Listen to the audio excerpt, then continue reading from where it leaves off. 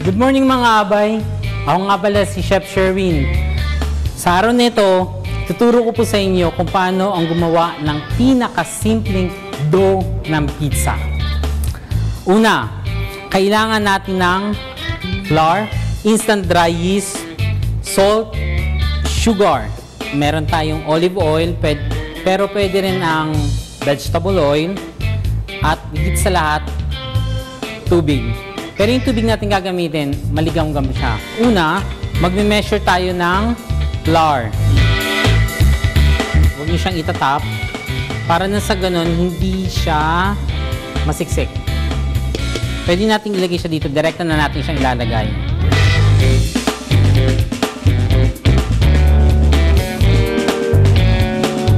Kailangan natin ng instant dry yeast. Tandaan niyo, instant dry yeast ang ating gagamitin. 1, 2, and then yung half.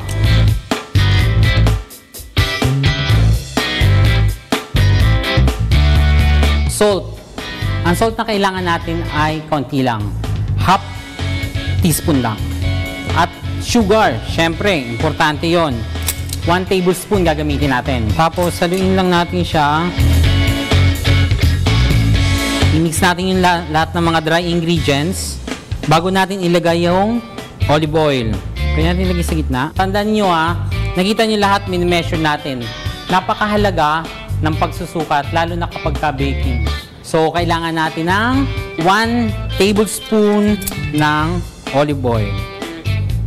Kailangan din natin i-measure yung warm water na sinabi ko na sa inyo kanina. Half cup. Pero, i-mix muna natin yung ating olive oil.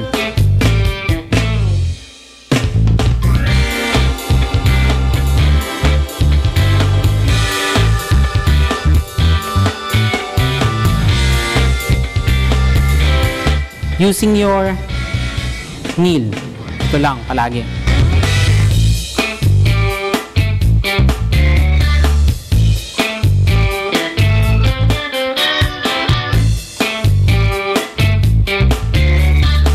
Pag okay na yung dough natin, nag-double na yung size niya. So, yun, pwede na natin siya uling i-roller. Okay? Para na sa ganun, pantay yung kanyang pagkaka-pizza.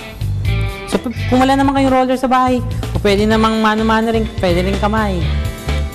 Tapos, tinidor lang siya. Pag na-flat na siya ng pabilog, tinidor lang siya, tusok-tusokin ninyo para na sa ganun, hindi siya umangat. So, yung air niya lalabas. Hindi siya aangat.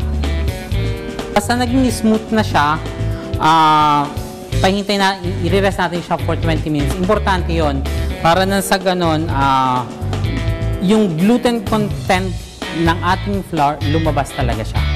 Pero kailangan siya, i-cover natin.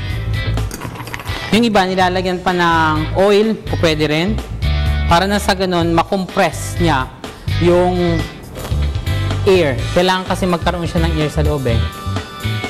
So, lagay lang natin siya dito. And then, wait lang tayo. After 15 to 20 minutes, ito na yung ating dough. Lalaparin lang din natin. Gamit tayo ng dough ruler.